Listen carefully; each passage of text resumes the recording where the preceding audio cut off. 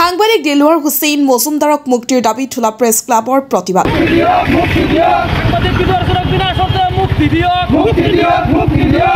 সাংবাদিক দিলৱাৰ হুছেইন মজুমদাৰক আৰক্ষীয়ে গ্ৰেপ্তাৰ কৰা কাৰ্যৰ বিৰুদ্ধে দৰং জিলা থোলা IB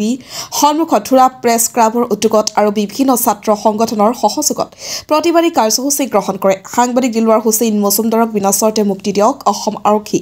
সংযত হওক, সাংবাদিকৰ ওপৰত অত্যাচাৰ বন্ধ কৰক, অসম চৰকাৰে ৰাজধৰ্ম পালন কৰক আদি শ্লোগানেৰে হাতে হাতে প্লে কাৰ্ড লৈ প্ৰতিবাদ সাব্যস্ত কৰে সাংবাদিক আৰু ছাত্ৰ নেতাসকলে। অসম আৰক্ষীৰ এই অন্যায় কাৰ্যক ধিক্কাৰ আৰু গৰিহণা জনোৱাৰ লগতে শীঘ্ৰেই সাংবাদিকজনক বিনা চৰ্তে মুক্তি দিয়াৰ বাবে দাবী জনাই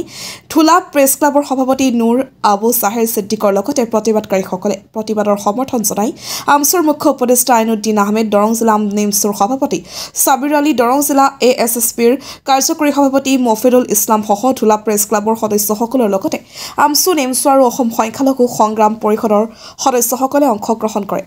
হয়, যোৱাকালি অসমৰ সংবাদ জগতৰ এক পৰিচিত নাম ক্ৰছ কাণ্ডৰ চিনিয়ৰ সাংবাদিক তথা চিফ ৰিপৰ্টাৰ চিফ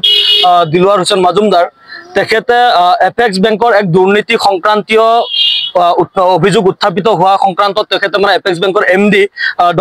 ডম্ব্ৰু শইকীয়াক একটা প্ৰশ্ন কৰিব লৈছিলে আৰু প্ৰশ্ন কৰিব খোজা তেওঁ MD জনক কৈছিলে যে আপুনি ভিতৰলৈ সোমাই আহক আৰু তেখেতৰ উইথ পাৰমিশনত আমাৰ ক্ৰছ কাণ্ডৰ সাংবাদিক দিলৱাৰ হুছেইন মজুমদাৰে ভিতৰলৈ সোমাই গৈছিলে আৰু সেই সোমাই যোৱাতে মানে তেখেতক এটা চক্ৰান্তমূলকভাৱে ফচুৱাই আৰক্ষীৰ হাতত দিয়া হ'ল আৰু পাণবজাৰ আৰক্ষীৰ হাতত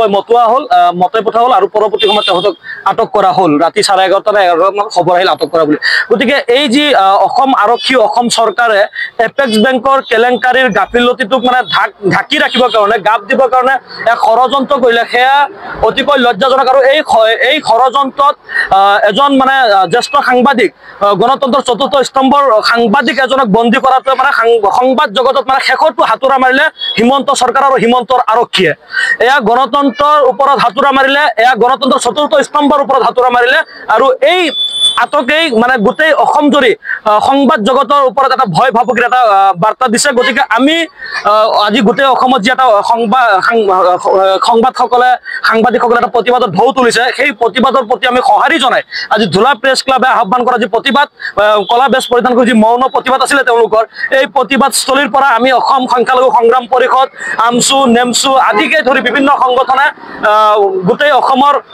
সংবাদ গোষ্ঠীৰ প্ৰতিজন সাংবাদিকৰ এই প্ৰতিবাদক আমি সমৰ্থন জনাইছো আৰু আমি দাবী উত্থাপন কৰিছো যে দিলৱাৰ হুছেইন মজুমদাৰক বিনা চৰ্তে অসম আৰক্ষীয়ে অসম চৰকাৰে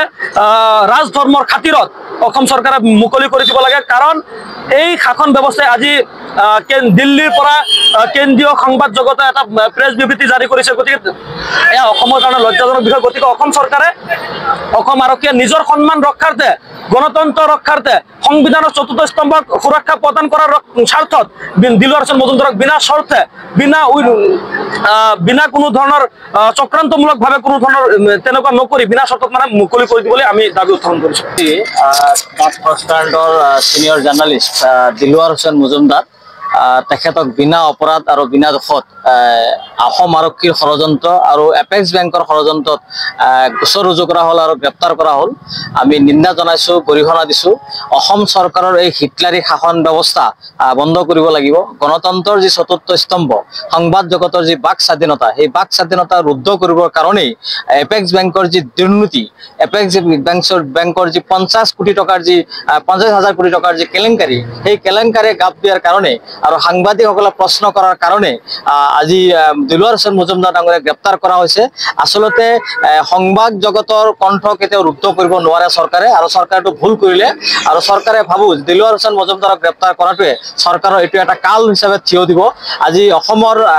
সকলোৱে সৰ্বদিশত সকলোৱে প্ৰতিক্ৰিয়া প্ৰকাশ কৰিছে। আজি সকলো দল সংগঠন ওলাই আহিছে, সকলো বুদ্ধিজীৱীয়ে মাত মাতিছে আৰু হিমন্ত বিশ্ব শৰ্মাক আহ্বান জনাইছে, আপোনালোকে হিটলাৰী ৰাজ যদি আপুনি বন্ধ নকৰে, আপুনি যদি ৰাজধৰ্ম পালন নকৰে, গণতন্ত্ৰৰ যি সংবাদ জগতৰ যি স্বাধীনতা, এই স্বাধীনতা যদি কণ্ঠ ৰুদ্ধ কৰাৰ প্ৰক্ৰিয়া যদি বন্ধ নকৰে, তেতিয়াহ'লে সকলোৱে মিলি অনাগত দিনত আপোনাৰ চৰকাৰৰ বিৰুদ্ধে আপোনাৰ সকলো দুৰ্নীতিৰ মুখা খুলিবৰ কাৰণে সকলো দল সংগঠন সাজু থাকিব। আৰু নিশ্চিতভাৱে আমচুৰ পূৰ্ণ সমৰ্থন,